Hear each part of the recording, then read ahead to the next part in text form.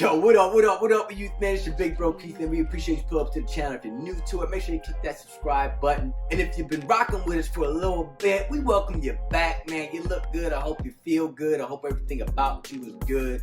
But I got a question. Hey, have you ever saw food and was like, yo, that thing looked bomb, like it looked amazing, and you was like, yo, I'm about to get some. I want what she got. And then you get it and it's not good. You get it and you're disappointed, right? And I think what happens is that we allow our minds, we allow our desired results to dictate the experiment that what we about to taste is actually good. And because, like, to be honest, you didn't know if it was good or not. You didn't know how it tastes, you just knew how it looked. So what you thought was, because it looked good and it made you feel good, that it was actually going to be good. And we do this a lot in real life, right? So we look at people, we look at things, it's like, oh, that looks good. If it feels good, looks good, yes, hey, look, by popular demand, it is good. But if we think about it, good is actually very subjective. What's good for you may not actually be good for me because it's not my taste. I don't actually like peanut butter, so I wouldn't like a peanut butter sandwich. I actually don't like toast, so I wouldn't like French toast. If you don't like toast, you're definitely missing out, I will say. But anywho, I think it's very interesting to the point, the fact that this idea, this concept of look good, feel good, so you should just do it. Do what feels good has been here before we actually were born. This idea and concept of system, this system of look good, feel good, it is good, of culture and of the world is a flawed system.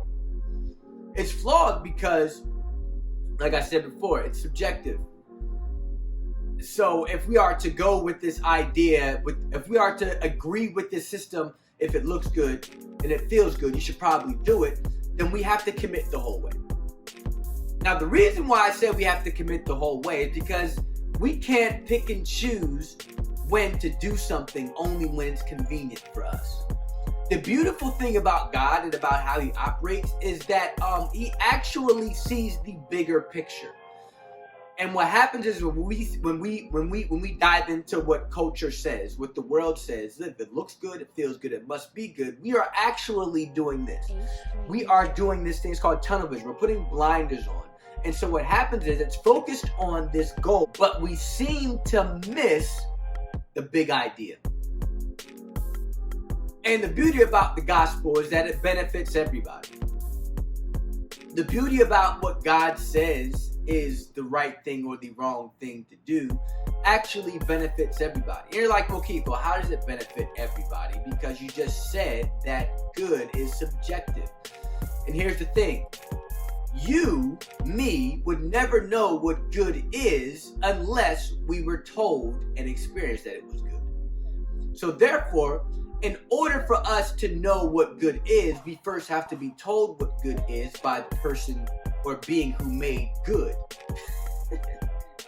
Who made good good. You know, in the beginning, God created the heavens and the earth, and he saw that it was good. You know, then he found out that something wasn't good. He said, hey, listen, it wasn't good for man to be alone. Therefore, that part wasn't good. In order for us to know what's not good and good, we first have to understand that the person or the being who made good actually knows what's good and what's not good. Now, we come to a perspective and a point in life where we're presented with something that looks good. But we just found out that just because it looks good, it doesn't always taste good, and it doesn't end up always being good. And so what I want to ask, and what I want to present this idea is the fact that, yo, maybe what we want to be good isn't good at all.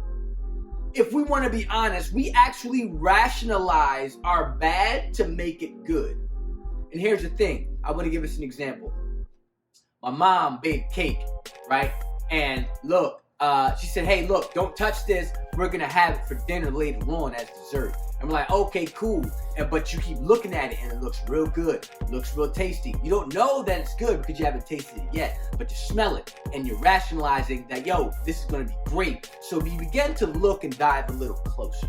And we look and we find out that, yo, my mom didn't actually smooth the icing around the cake the way it was supposed to. So we're like, okay, I'm going to help mom out. I'm going to do mom a favor, you know, because so we take the knife and we smooth it around a little bit more, right? And we say, oh, okay, but that looks a little better. I mean, it's like, oh, well, this icing isn't going to be used anymore, so I can just tap the icing. So we have the icing. It tastes really great, right? Now, what we thought in our desire for it to be good actually was correct. It was good. It came to be true. Like it was good, right? So now we like, oh, okay, well, look, I'm really hungry.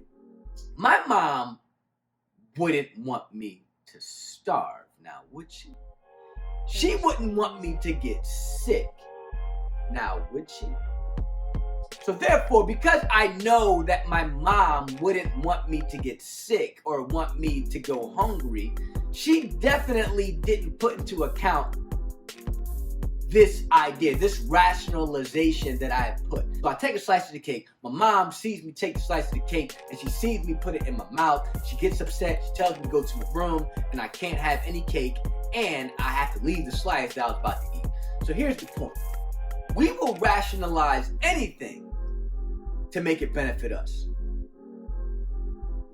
That's just how we do.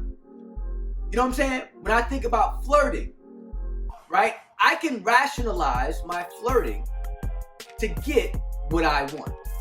If I flirt with this, that is going to entice that person. That's going to entice me to actually go further into what I actually wanted. Back in the day, people thought about sex and marriage like this. Listen, the goal, the ambition, the desire is to get married so that we can have sex, right? Now, the desire is to have sex, not to get married. Which one is right and which one is wrong? Some may say, oh, bro, that was back in the day. We actually found some great research that say if you have sex, it actually benefits your life. It actually releases stress. It actually makes you more sane. Yeah, those are great benefits.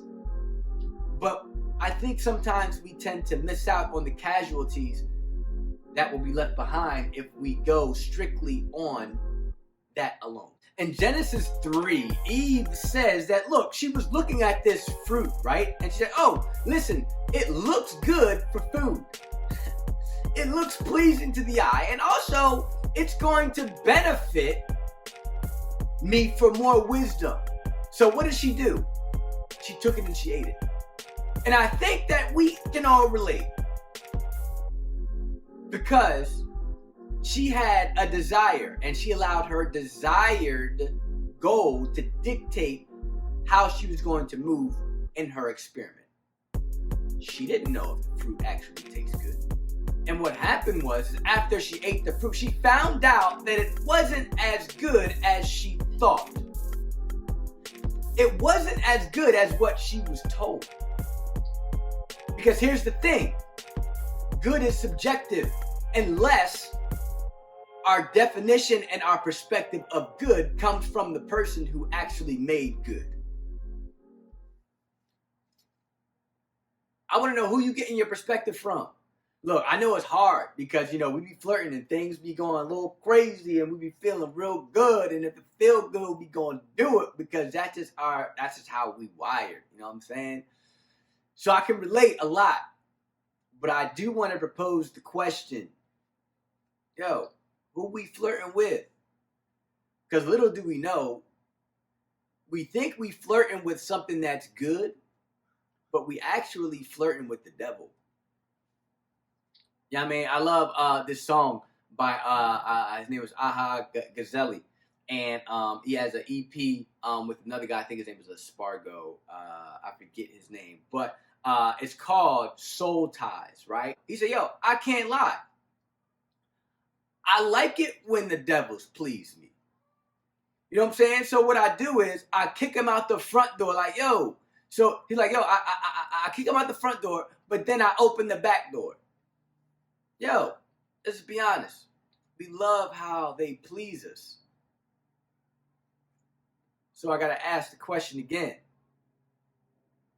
Who are we flirting with? Do we know who we flirting with? Because listen, if you want to keep it a bean, flirting can also get you killed out here, cuz. You feel me? Listen, we can't wait to dive into this conversation and be a part of the family on the Zoom tonight. The link is in our Instagram bio, and also it may be attached to the YouTube bio as well. Make sure that actually gets set up. But yeah, join the fam, join the conversation. We love you guys, and God loves you, and there's nothing you can do about it.